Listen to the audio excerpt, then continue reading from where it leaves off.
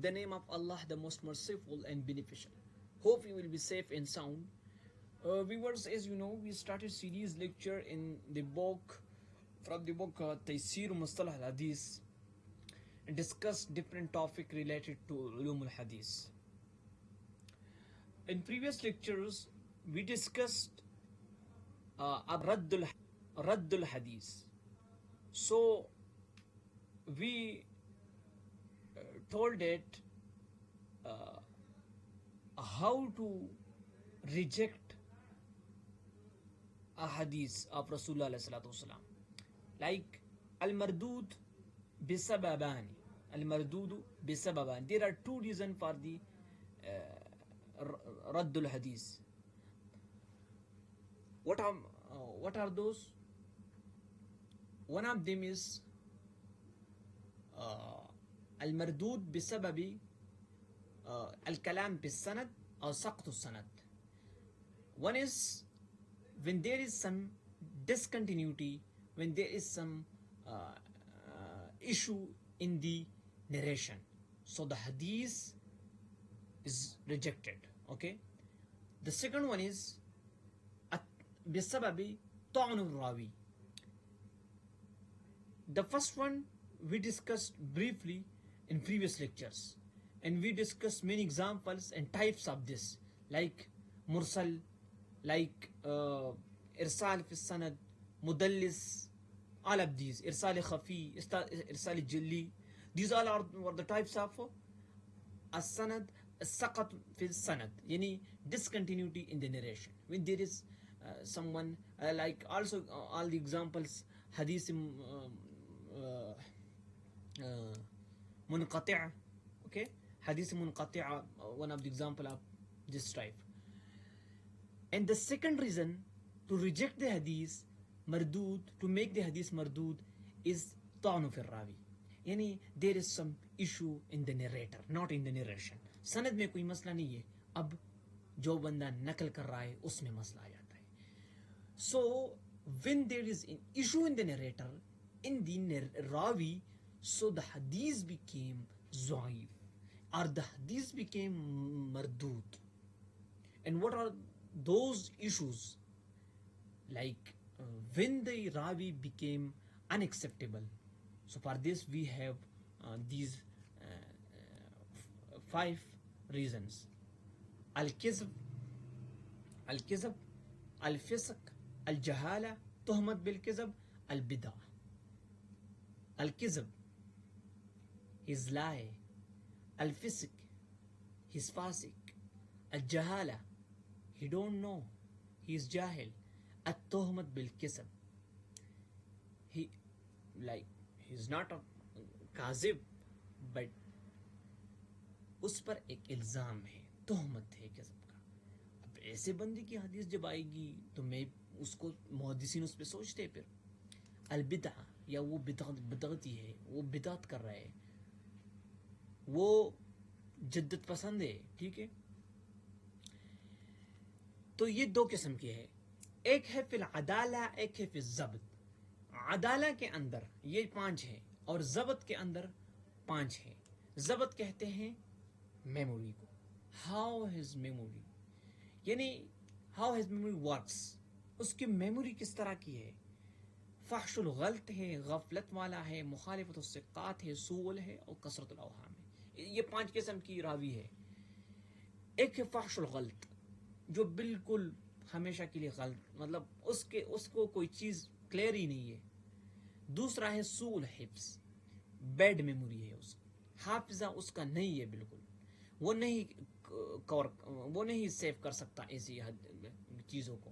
تو اس بندے سے حدیث نقل کرنا مردود میں جاتا ہے. پھر غفلہ, وہ غافل ہے, وہ سارا دن پتہ نہیں کن چیزوں میں بیزی ہوتا ہے. تو ایسے بندے سے حدیث نیریٹ ہوتی ہے تو وہ بندہ حدیث کو پھر مردود بناتا ہے. کثرت الاوہام, اس کو وہم زیادہ ہے, وہ کنفیوزڈ ہے, ہی از ناٹ کلیئر. یا مخالفت الثقات, وہ اتھینٹک لوگوں کی مخالفت کرتا ہے. اب بھائی مثلا اتھینٹک لوگ کون ہیں؟ نافع, امام نافع حدیث میں بہت بڑا عالم ہے, اتھینٹک ہے, ہی از این اتھینٹک عالم. somebody is opposing him So this guy is, there is kalam on this guy by muhaddiseen اس پہ پھر بحث کرتے ہیں. So this is called طعن فی الراوی. اب اس کو ڈیٹیل سے پڑھتے ہیں. اس میں سب سے پہلی جو قسم آتی ہے وہ حدیث موضوعی ہے. حدیث موضوعی کیا ہے؟ یعنی یہ حدیث جب جو کوئی واضح، دیکھو موضوع، لفظ موضوع کا ذرا آپ سن لے. لفظ موضوع جو ہے یہ کہاں سے ڈرائیو ہوا ہے؟ وضع یوضع، to make something, to make something new. وضع یوضع، اور وضع جو ہے رکھنے کو بھی کہتے ہیں، ٹو پٹ سم تھنگ. تو عربی میں وضع یوضع، وضع الشیء، I put this thing, I made this thing. ٹھیک ہے. تو اب وضع یوضع سے نکلا ہے موضوع. یہ اسم مفعول ہے اس کا. یہ کیا ہے؟ اسم مفعول ہے. اس کا حدیث کی اصطلاح میں اس کا مطلب ہوتا ہے هو الكذب المختلق المصنوع المنسوب الى الرسول اللہ. هو الكذب، یہ جھوٹ ہے، المختلق، جس کو خود سے بنایا گیا ہے، المصنوع، مصنع یصنع، ہم کہتے ہیں یہ چیز مصنوع ہے، مصنوع یعنی خود سے بنایا گیا، المنسوب الى الرسول اللہ صلی اللہ علیہ وسلم، اور اس کی نسبت کس کو جاتی ہے؟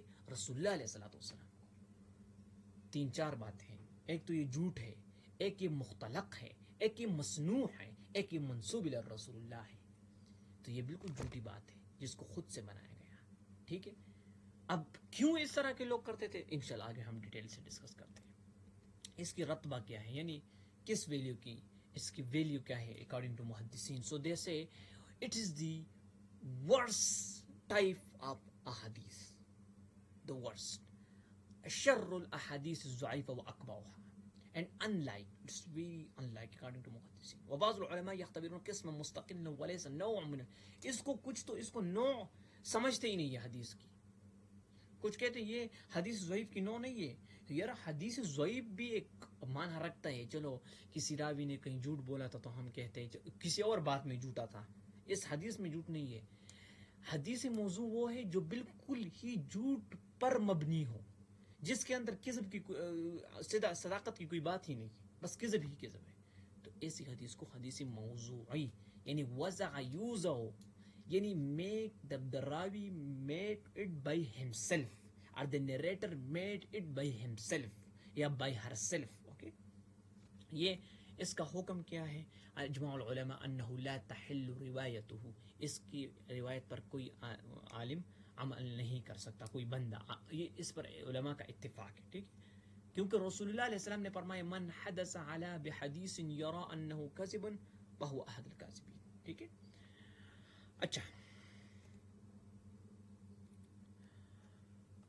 طرق الوضعان فی زیاد الوضوع، ان کے طریقے کیا ہے؟ مثلا موضوع کس طرح بناتے ہیں یہ راوی؟ اما ان ينشئ الوضاع الكلام من عنده، یعنی یہ کیا کرتے ہیں، اپنی طرف سے کوئی کلام بناتے ہیں، پھر اپنی طرف سے کوئی بات کرتے ہیں. مثلا کہتے ہیں کہ پانی پینا اچھی بات ہے، پھر اس کے لیے ایک اس حدیث کی طرح اس کے لیے سند بناتے ہیں. میں کہوں کہ میں نے احمد ابن فلان عن محمد ابن فلان عن عتبۃ ابن فلان، ان لوگوں سے میں نے سنا تھا کہ رسول اللہ علیہ السلام نے فرمایا کہ پانی پینا اچھی بات ہے. تو یہ کذب ہے. نیریٹر اگر اس طرح کرتا ہے تو یہ کذب ہے. اپنی طرف سے کوئی بات بناتے پھر اس کے لیے سند بناتے ہیں. ثم یوضع، then he made له سند a narration ويرويه then he narrate it. okay. واما in ياخذ كلاما لبعض الحكماء، or sometime he take a quote from the hukama. Who's hukama? Like wise people, like there is a quote from Jalaluddin Rumi, and or there's a quote from Karl Marx, and he quoted it, and then he made a narration, and then he narrate, like, so he did اور پھر اس کی نسب کس کی طرف کرتا ہے؟ رسول اللہ علیہ السلام کو. so this became حدیثی موضوع. او غیرہم ویوضع له سندا، اور اس کے لیے پھر حدیث بیان کرتا ہے. so this یہ جو کرتے ہیں اس کو کہتے ہیں حدیثی موضوع. جو بندہ جو بندہ, یہ بات سننا, جو بندہ حدیث بناتا ہے اس کو کہتے ہیں واضح, ٹھیک ہے, اور جس جو حدیث بنتی ہے اس کو حدیث موضوع کہتے ہیں. So this was our debate about our discussions about حدیث موضوع. If you have any question you can ask in comment section. In next lecture we will discuss كيف يعرف الحديث الموضوع, how to know, how to recognize the حديث موضوع. There are some of the indicators or إشارات للحديث موضوع, or in second thing we will discuss inshallah why the people made hadith from themselves, what are their opinions. Okay, so see you in next lecture.